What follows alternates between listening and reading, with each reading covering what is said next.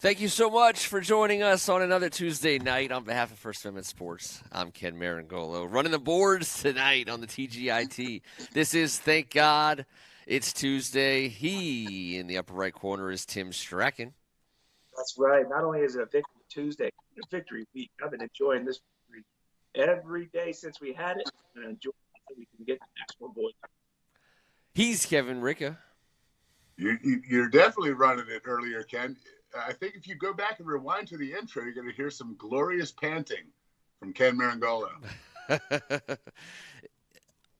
Glorious. I don't know what to say. I mean, I'm running around. I'm over in that corner. I'm over in that corner, trying to do all kinds. I mean, listen. I'm trying to follow y'all's lead and shave off a couple pounds to get my steps in while I do this show tonight. It's been a great stretch for the Washington football team. I want to say a special welcome to all our friends at Hogs Haven. We are the official Washington football team podcast of Hogs Haven, and at 4 wins, we're right in the thick of it. Let's set the stage one more time. We are 4-7, tied with the New York Giants, who do have the tiebreaker on us. We'll talk a little Giants because they got their own problems on a going forward basis.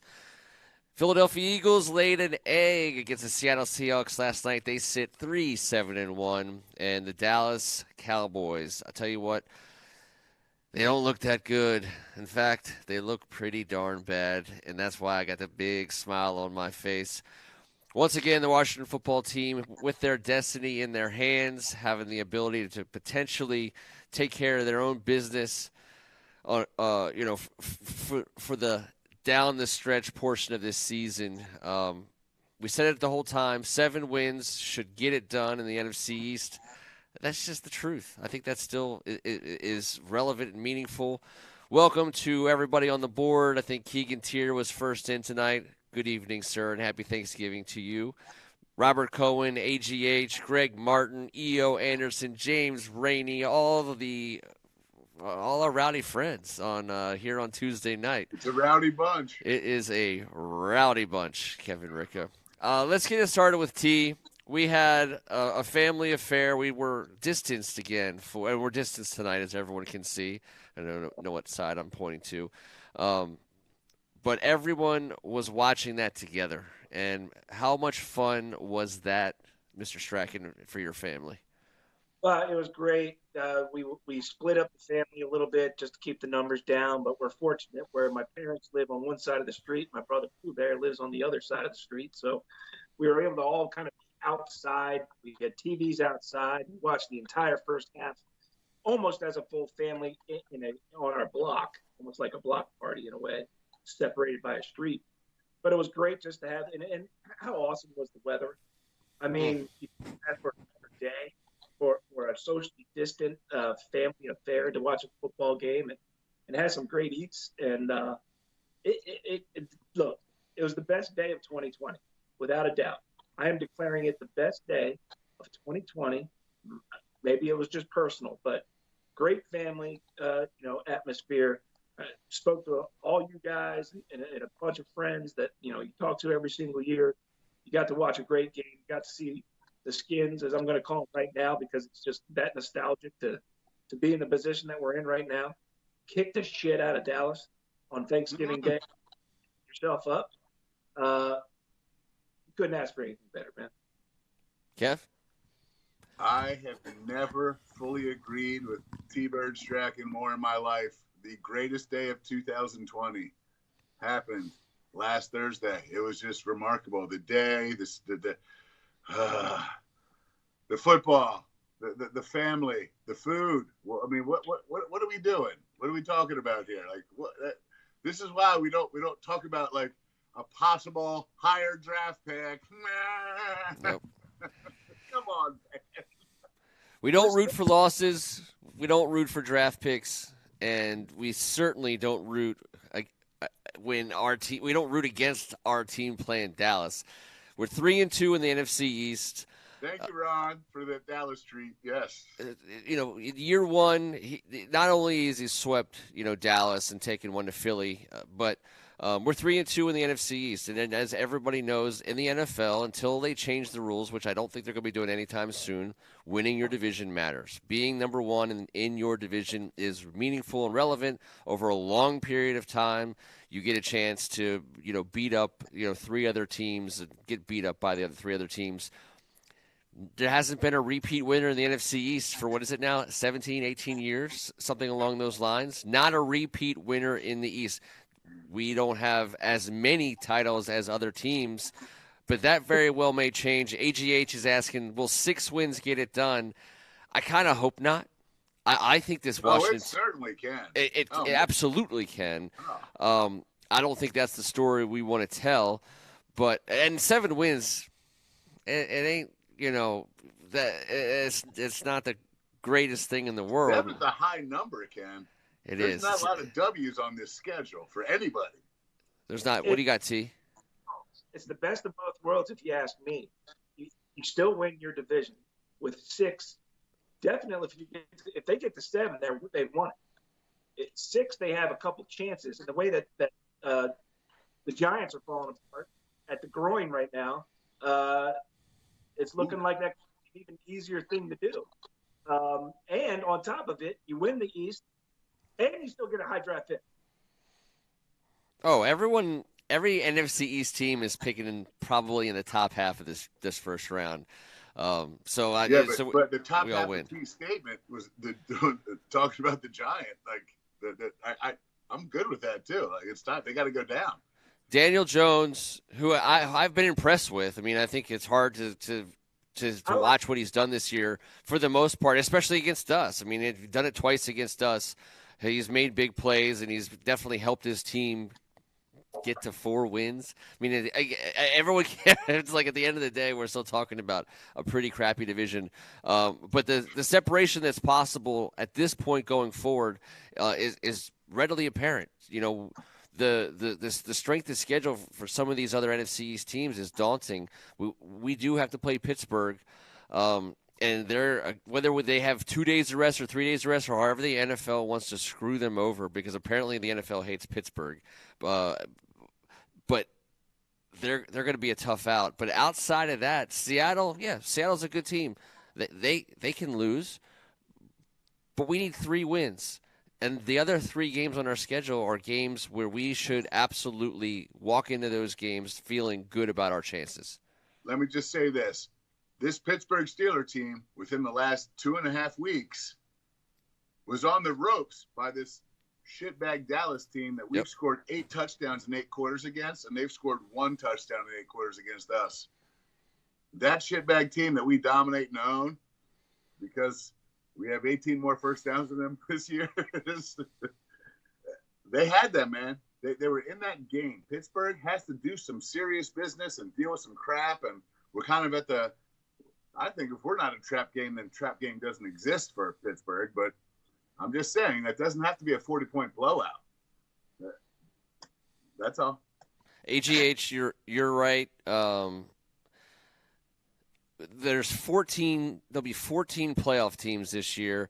If the NFC East winner is the worst of those 14 teams, then they'll just draft just on the wrong side of the equator for the first round.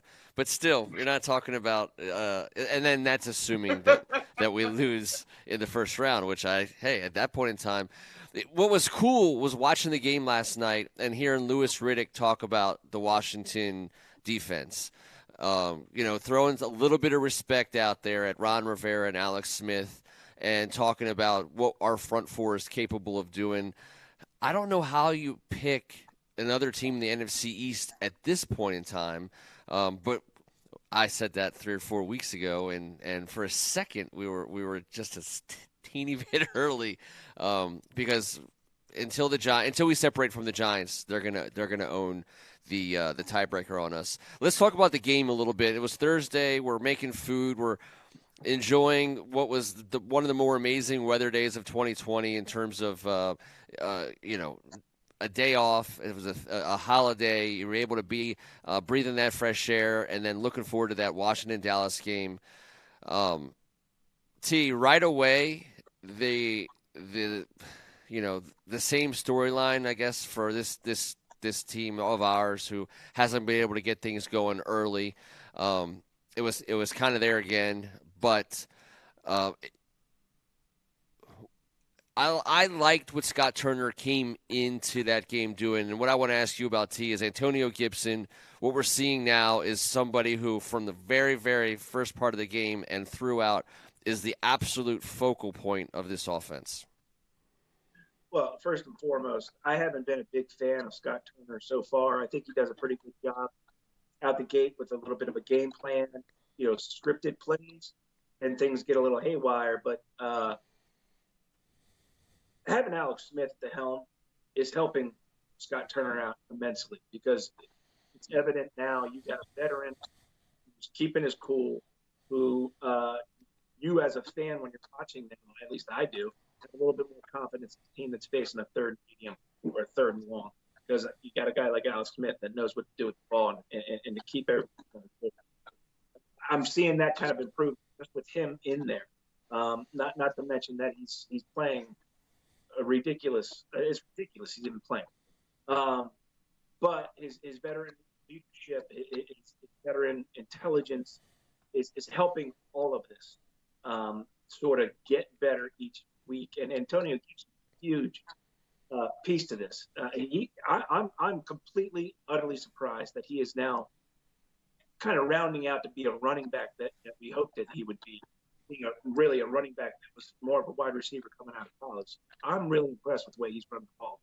And you can see the confidence in the way that he's running, right? He's not looking to go out of bounds. He's not looking to, just hold on to the ball. He's looking to make big time plays every time he touches that ball. And I see a lot of upside, and it's trending up right now at the right time for this team. Kev? Could you repeat the question? Well, no, I just want to talk about the offense. I mean, I just – oh, yeah. Look, man, the ability the fact that we got to see Alex Smith on Thanksgiving dominate, just he didn't dominate. He just did his thing, 2 weeks in a row, he goes back-to-back 300, which he's never done in his career. The next 2 weeks, he goes under the radar, and we get 2 W's right in a row. It's all the man's done. He has a winning record everywhere he's ever been the entirety of his football career and life. Even with us, dude's 2-1 right now. Come on, man! Like everything he does, I don't give a damn how it's done, but Antonio Gibson does it in a fashion that we've seen coming along. We've talked about him having all the necessary accoutrements, but having to understand how to guide down that vehicle that he just bought that goes way too fast. He had to figure out how to slow it down, not himself, not see the game slow down, but figure out that pace between wide receiver. With a speed burst off the line, you're never gearing up or waiting to the running back position, which is what he is. So we're watching the transformation of it, and it's a beautiful thing because we got a receiver that does it perfectly. And Chad Ochocinco said he's a more polished version of me. I chuckled out loud. Now guys are talking about guys like Terry McLaurin, big-time guys like Chad Ochocinco on Twitter, and Antonio Gibson. Those two are going to be a factor for a long time. And I'm pumped to watch this Alex Smith thing roll out for the next 5 weeks, man. The offensive line has been, to me, like our weakest position group all season. And I'm not here to say they played like the game of their lives, but they played well on Thursday. They've played well the last couple weeks because, first and foremost, Alex Smith is still standing. What do you got, Kev? I just when you're done, I have just wanted to back your play here real quick. I just want to tell you about the 2 offensive line performances against our Dallas Cowboys. 346 more total yards than them in 2 games. 247 more yards than them in 2 combined games on the ground. We gave up 143 yards to them in 2 football games on the ground. Sorry, just wanted you to know that. And our time of possession has been pretty good. Yeah, the idea that That the offensive line is gelling into something that it didn't start out as. You have Morgan Moses on the left side now. You have some guards that have been moving around at different points of the season. Sheriff's back in there doing his thing. Rouillet has been, hanging in there at center. So the one thing about the offensive line that you guys know as well as anyone is that it's like this living, breathing thing that when you move one piece and you have to replace it with something else, all five are affected. And you give them a chance to work it out over a few weeks. I think that's what we're seeing. We're seeing them play with more confidence. We're seeing them play more together, and that's manifested itself in rushing success. And again, keeping Alex Smith healthy and in one piece, the ability for him to get the ball out, making decisions and not get murdered. T. Don't think that that's not playing a factor. This is coming from, and I'm sure Ken this. When you're a quarterback and you gain some respect of the five guys in front of you, there becomes a special bond there. And there's no doubt that those five have looked at each other in the eye and say, "You can't let anything happen to this dude." And football they can possibly play. That might not be the best in the league, but it's the best they got. And they have not been. They may be our weakest link, but they haven't been the reason we've been losing, playing bad. They're doing everything they can. My hat's off to them. Well, let's talk about the defense also because, we need to get it done on defense, and the way we've been getting it done the last couple of weeks has absolutely been on defense. The front four it's like this. I keep getting these texts from people saying, how is the Washington passing defense, the one first, second, third, in the league, how are they dominating? Because they feel like every time they turn on, they see quarterbacks like Andy Dalton and Joe Burrow and you name them, and then all of a sudden they got 100 yards in the first quarter, maybe a touchdown. But by the end of the game, the story is our defense did what it was supposed to do, and over the course of the season, our pass defense has been stellar. I was going to do like a high and a low, and for me, the high for this just to kind of try to pick it out because I think the front four is easy. The linebackers have been targets for me lately. I love watching Cam Curl on Thursday. He still makes a mistake here and there, and it kind of shows up because if you're the last guy, it's going to show up. But he tackles, and it's fun to watch. It's fun to watch him tackle. He gets his nose on the ball, and the more I see of Cam Curl, the more I think this guy could actually slot in as a safety for us, beyond this season. Ken, he's my favorite, and I love him. He's a big-ass physical dude from Arkansas that started in the SEC with enough swagger as a true freshman to start a cornerback. Even though he was oversized, he had the speed. The technique was not yet there.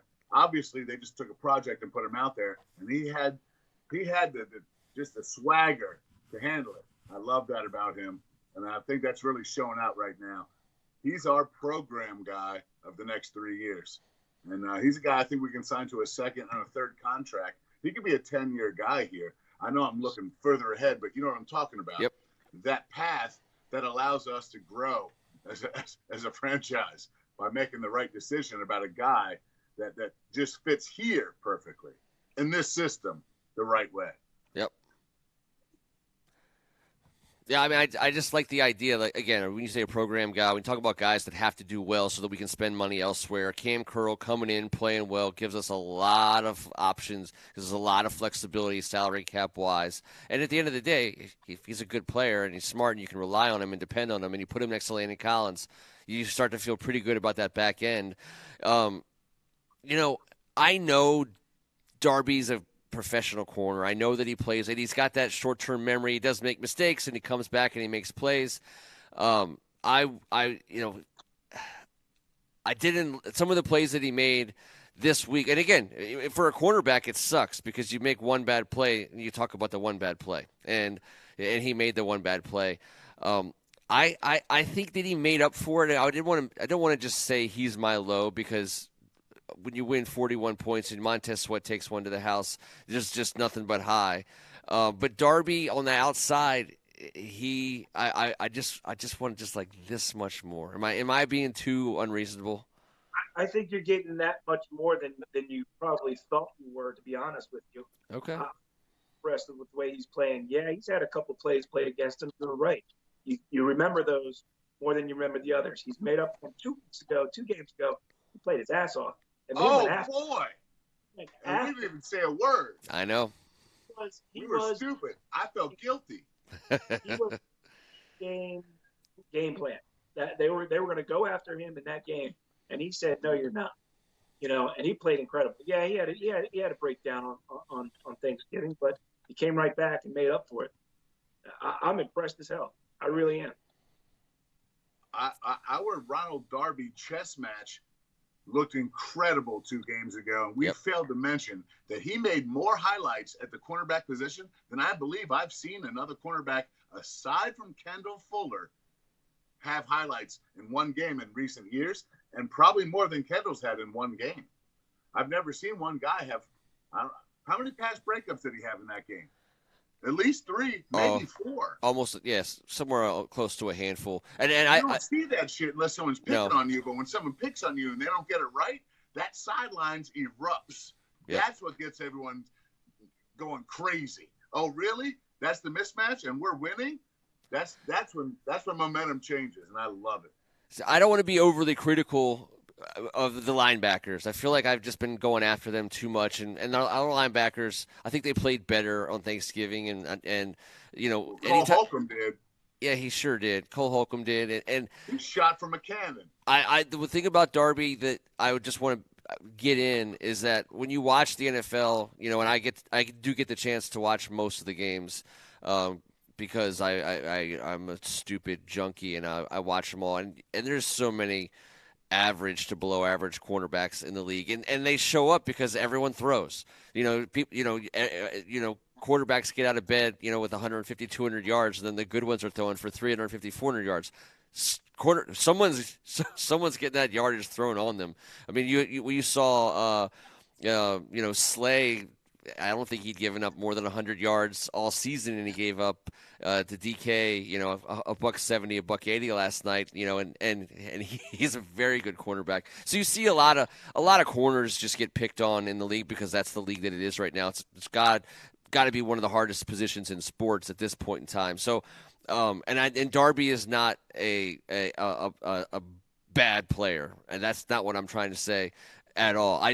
It's easy to pick on corners in this NFL because they're on an island, and so often they just get picked on, and they get remembered for bad plays. And case in point, when they have great games like they did a couple weeks ago, we didn't spend nearly enough time giving the dap that he deserved. May I just say this real quick, and I think T and I are on the same page here. As offensive-minded fans, because we all love it and blah, blah, blah, in the football world, we're highlight-driven. Defense is based on 60 minutes from start to finish. If you watch a game as a non-defensive-based guy, one cornerback gets 2 passes thrown on him in a row. Automatically in your head, he stinks. You might not know those might be the only 2 completions on that dude for 4 games. You'd never see that team again. But in your head, you're stuck. Yep. At the end of the season, at the end of the game, at the end of the year, that's when defenses are judged. They're in a different attack mode than an offense. And we are, as a football-watching family, in offensive-minded mode, even though we're all pulling for the D, and even though we're all rooting for that offense to run the ball better, because if we outrush you, we're 4-0 this year, boys. Yep. And when we do outrush you, we outrush you by a lot. And when you outrush us, it's also by a lot. We're going to try and get that metric straightened out, but it's kind of skewed, I think. So how about Chase Young, T? I mean, if you're talking about on the defensive side, I think the national viewing audience got a chance to see our boy. He's the best player on defense, if not the entire team. There's no doubt about it. And it's ridiculous that he gets any criticism, because what did people expect? That he was going to come out in his rookie year and have, 15 sacks? I mean, you just listen to coaches and the players that he's playing with who are crediting their success largely on him. And the things that don't show up on the stat sheet, that stuff's going to come, man. Darby would be completely exposed anywhere else, but he's not because he has guys like Chase Young, Montez Sweat, Jonathan Allen, Deron Payne, Tim Settle, who are playing their asses off and are making it so much easier. So much easier. Making it easier. I got to tell T-Bird, I love your two takes tonight. Holy crap. The O-line just looking at each other and saying, we're going to take care of Alex Smith. I mean, that just got me right where it hurts. And right now, Chase Young, then Joe Judge put 3 guys on Chase Young on multiple plays, gentlemen. A tight end lined up on the line of scrimmage and an H-back along with a tackle. That's a double chip in my book. And I'm not sure what you call that because I don't think it's ever been called. But up there in New York, they understand that with LT. That's how Chase Young's getting treated. And that's why Darby isn't getting fully exposed. And he's winning matchups against dudes that are giving him a little bit of chance. I saw and the interior line with Alex Smith. I'm going to wake up tomorrow and be like, T. Strachan is the most optimistic human wrestling fan right now. And I'm looking forward to it. I can't wait to hear him talk again. What's happened? 2020, baby. I'm seeing a forest through these trees a little bit, I think, this year. I really am.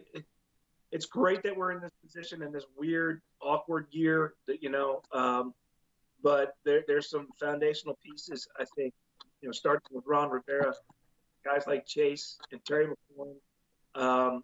There's good things ahead. And what you were saying just now, Kevin, about Chase Young, I saw a metric that of all they actually can now measure out, and all double team defensive linemen and how many times they're double teamed and the percentage of success.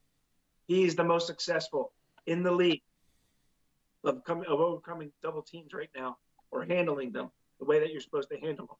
That's not going to show up on a stat sheet, but that's going to show up on somebody else's stat sheet because he's taking up 2 dudes.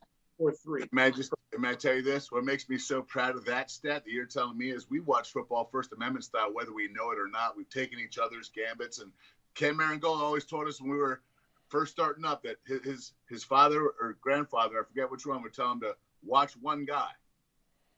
Well, it's been a long time, and I've never done that.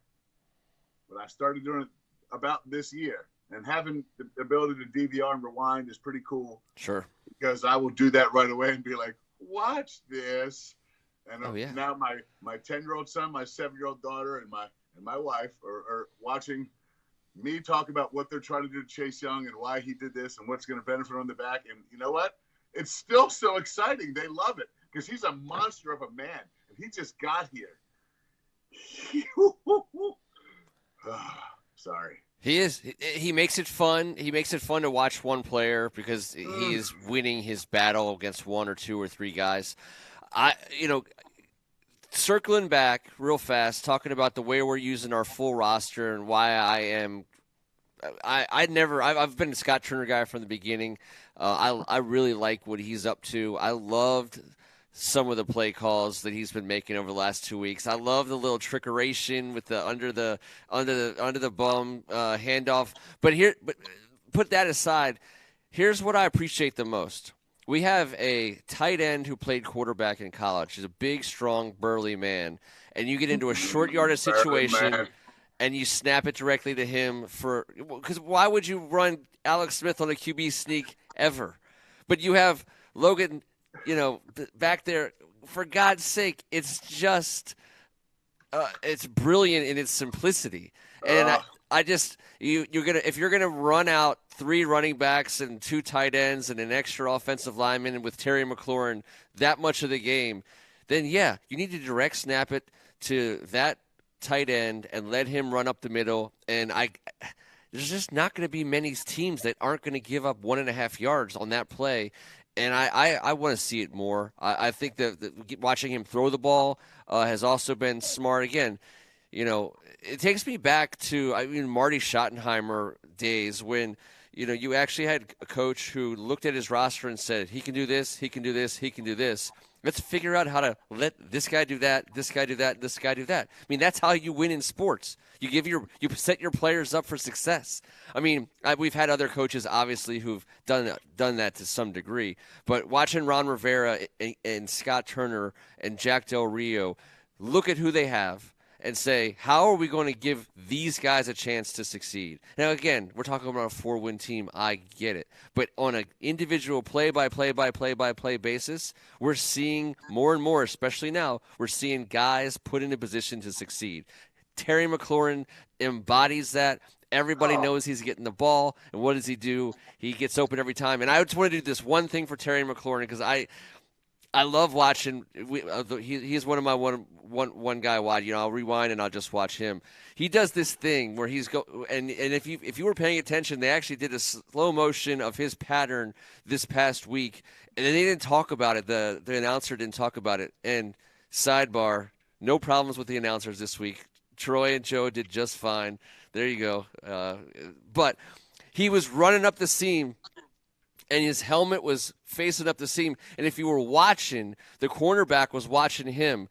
His helmet was tilted towards the post, right? So he's running full speed, and his helmet's tilted this way for like 10 yards. And what is it? The cornerback who was playing him it didn't change his hips at all. He was running straight up field, and he was shading that post because that's where his head was pointed. And then when he made his cut and came inside, he was wide the F open, and it was brilliant. And he made himself open by his own actions. And so often you watch receivers with just gifts, speed, size, strength. And they'll go up and win 50-50 battles. They'll outrun this guy. Terry McLaurin, he's got veteran savviness already. The way that he runs his routes, I want everybody who's hanging out on the board tonight, just do yourself a favor, rewind that play and watch him run his routes. There's a reason why he's open almost every single time he runs a route, and it's not because he's the fastest guy, although he's fast. It's not because he's the biggest and strongest guy, although he's both of those things.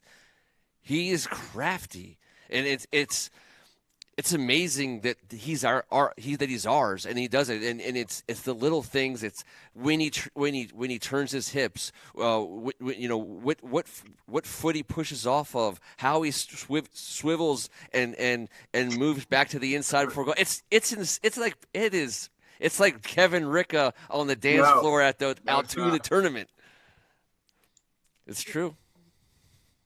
I'm about to get you a box of chocolates. Get me a box of chocolates. It just got to a feverish pitch, and I don't want it to be the end yet. We have to extend this for a little bit longer so T and I can have something to say. T, feel free, my brother. Look, Terry's like a ninja to me. He's so precise, so perfect in the way that he runs his routes that you're right, Ken. That's why he's open all the time. That's why as a quarterback, you can count on him on 3rd and long, knowing where he's supposed to be, that he's going to have an opportunity to catch that ball. And that's why he's going to be targeted more often in those situations because the quarterback knows that and is comfortable with that. If you compare him to a DK Metcalf, who's just a freak physically, right? He's going to make a lot of catches and he's going to score a lot of touchdowns just purely on physical ability alone. Terry's not going to do that. But Terry takes his physical ability, he matches it with professionalism, and you got one hell of a weapon there.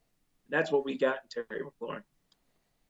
All right, and I'm going to say this. Terry McLaurin has been here for not even a little over a year and a half. DK Metcalf, I know he benefits by having, I don't know, the best deep ball thrower maybe in the history of the last 25 years of the game, and in a great place. One QB.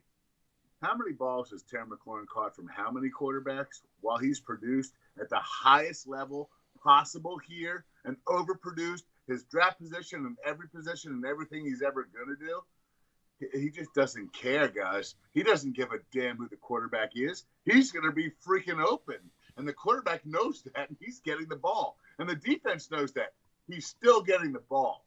Imagine when Gibson gets a little more grown up. We get a little more help from Moses outside on the left. Maybe Sadiq comes back a little more healthy next year to help the inside or the outside. We get a tight end to go along with Logan.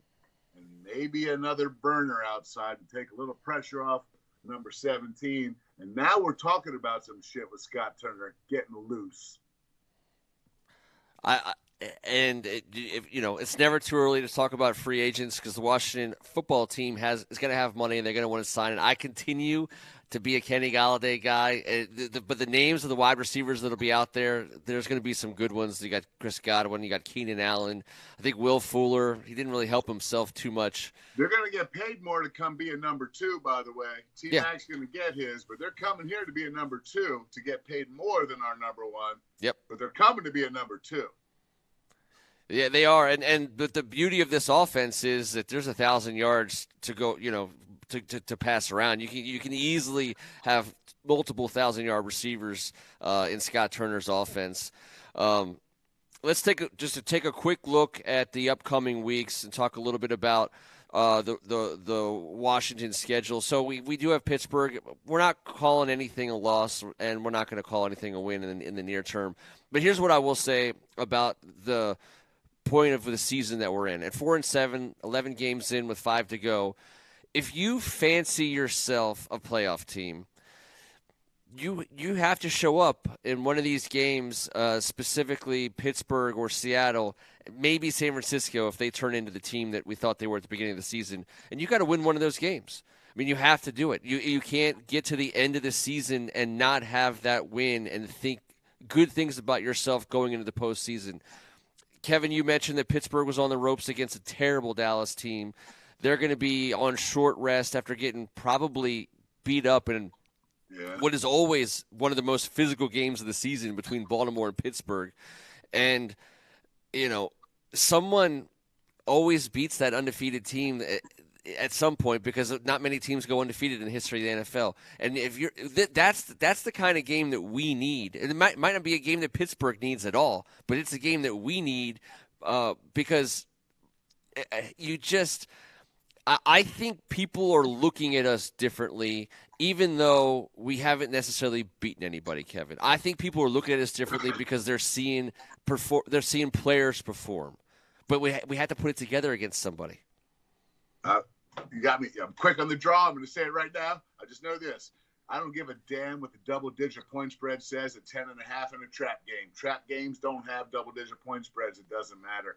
And I'm not saying a trap game means we're going to win.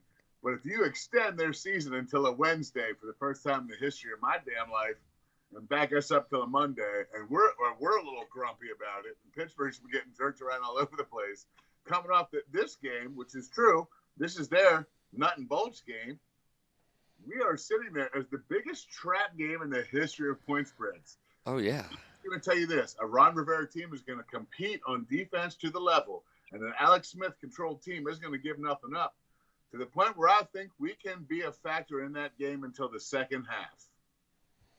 Then who knows? We don't need to get blown out by 40 by anybody, to be honest. We don't. Not with Alex Smith getting a little bit of offensive something or other. We'll see. But our defense, we can handle these guys a little bit. We're going to be okay. Are we going to lose? Yes. I would predict a loss. But it's going to be fun to watch on a Monday night.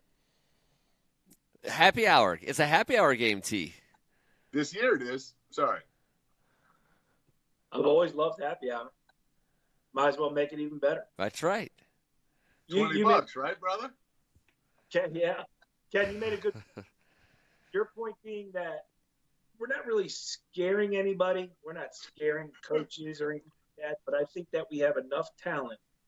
We have enough talent where other teams are going, shit, that's gonna be a bitch. And in the NFL, if Kevin's right, if you can hang in there for a half and make yourself have a chance. One of those 3 games. Yeah, man. It might not be the Steelers game, but as Ron Rivera said, we're going to find out. We're going to test our mettle here. We're going to find out what we're about. You get better playing a Steelers team and losing closer than is expected. And then when you're going against Seattle, they're coming here, correct? No. Are they coming here? I believe Seattle is coming here. That's right. We're going to Pittsburgh, and we're going to San Francisco. I've always said Arizona. that's a big deal. That's a big deal. And if you can get yourself better against the best team in the NFL, and take a loss against Steelers, you're putting yourself in a better position to possibly take out a Seattle team or a 49ers team, which I don't think is going to ever be the team that we thought they were going to be at the beginning of the year.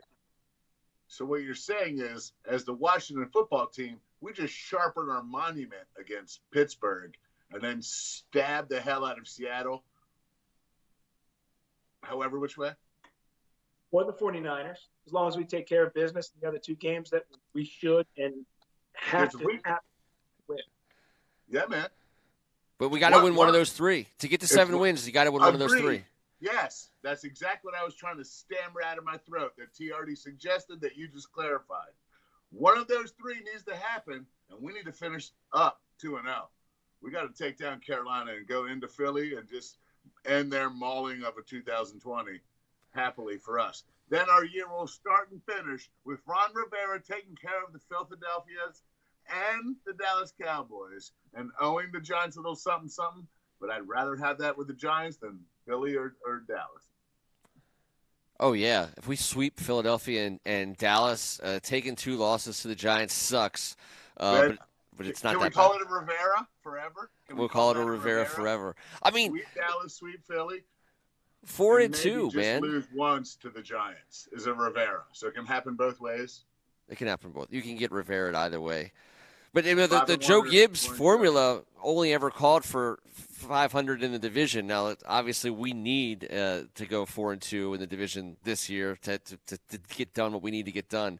But I like I said, I'll be interested to see how Dallas, Philly, and New York perform down the stretch. They got a difficult alignment of games ahead of them.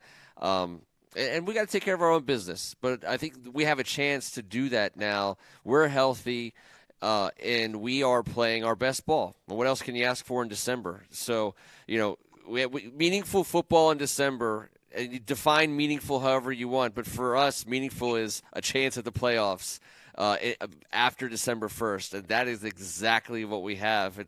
In a year one of a true, honest-to-God rebuild where Ron Rivera is sticking guys on the field who he's evaluating them on a week-in, week-out basis, and we're still in the thick of things. You can't ask for more than that. And let's come back. We're going to come back on a Tuesday night, fresh off of a Monday happy hour game to talk about what I think could very well be. And I don't want to disrespect or sleep on Pittsburgh. They're the best team in the NFL. I think. Yes. They're the best team, and I'm not sitting here telling you that we're going to beat them, but I am sitting here telling you that we will not get blown out by the Pittsburgh Steelers. It will not be a game where you can turn off after the first quarter. I don't think it's going to be that kind of game at all. I don't believe that either. If they bring them in after just honestly jerking their chain around and causing them all this and just kick our ass, then you know what? That means that they're winning the Super Bowl and they might go undefeated because that's world class. Yep. It doesn't have to be us in burgundy and gold. It could be any team. This is how I would feel about that. Yeah. I don't have some false confidence in my team. I'm saying my team can stand up to a team that's been drugged through it like this team has been, and it's going to be this week. Hopefully, they get there. We still haven't even got there yet. How about wake up and play tomorrow at 3:00 in the afternoon? What are you boys going to do? Happy hour? How do you explain the NFL saying Baltimore is short on players? We're just going to keep pushing their game, and then John Elway calls and he's like, "Hey, I don't have a single quarterback on my entire roster, my entire organization. They tried to suit up a coach, and then the NFL said you can't do it, and I understand why. And Denver's like, well, but you're letting Baltimore just kick it down the road like a day at a time here, but you're making me get a guy on the practice squad, a former Wake Forest quarterback, has to go out and take his lumps in a game. I just don't get it. I don't know. Pittsburgh. I'm going to leave this one to T. I would like to hear what T has to say here because A lot of young men's dreams are out there right now. All I know is Steve Bisciotti is a cool ass dude. He is. That was my answer. That's the only explanation I got. He is a smooth dude. And yeah, Goodell just said, "Yeah, all right, Steve, gotcha. We'll just keep pushing it back." At the ACC tournament, his bodyguard's gun went off. No one was hurt. The bodyguard said, "Check, everything's good." He started laughing. We didn't know what happened until we got back that night on the news, dude. Bisciotti's bodyguard shot himself in the leg, but except for didn't hit his leg. So and he laughed. And they showed him happen to get hit back out. He was like, "Idiot. Let's go. I'm bored." That's great. All right, well, I'll tell you what, guys. Final score, Pittsburgh, Washington. T, lead us off. Hey, man, I don't think they're going to win. They're not going to win. I didn't catch the whole thing, but I think you asked for my prediction. Score prediction. I think they're going to come. They're going to come 10 points, 2 scores away, 10 points shy, but it's going to be an encouraging loss and something that they're again. Oddly enough, is going to give them more confidence than we think that they're going to get coming out of this weekend. Kev? 31-20. We lose 31-20. All right, well, I'm going to give you guys the good stuff. I think it's a better here. game than that suggests, but it's 31-20. I got 28, or I'll tell you what, 29-28. Washington win. We go for 2 at the very end of the game. And on that 2-point conversion, we direct snapped to Logan Thomas, who takes it in for the 2-point score. Riverboat Ron gets out of Pittsburgh with an absolute gem of a win. It gives Pittsburgh Steelers their first loss of the season. There you go. There you have it. We know the play now. It's coming. It is absolutely coming. And you know what? We might get Alex Smith in there. Maybe he does hard count, gets that yard of half the distance, and then they go with the Logan Thomas sneak. The Logan motion. The Logan motion. I love it. All right, everybody. Until next week, do us a favor. Click on the First Amendment Sports logo there on YouTube. Give us a subscription. It's free. Get notifications about when we go live on all of our various shows. He's Tim Strachan. I still feel that Disney feel. Ken, I think you just described, a great scene in the upcoming movie. He's Kevin Ricka. T, I don't know if you saw today, but Disney has a new ride. It's where Chase Young ejects Ben Roethlisberger into the deep dark distance. I don't know what that meant, but you did. Trust me, you did. So did you, Ken. I Good did night, too. everyone, and thank the board. I love you guys. You make it so much fun and appreciate you always. On behalf of First Amendment Sports, I'm Ken Marangolo. This was Thank God It's Tuesday. Come on back next Tuesday night, guys. Hopefully we'll be talking about a win down the stretch. Appreciate you guys. Hope you're off to a merry, merry December. See you next week. And we are still live.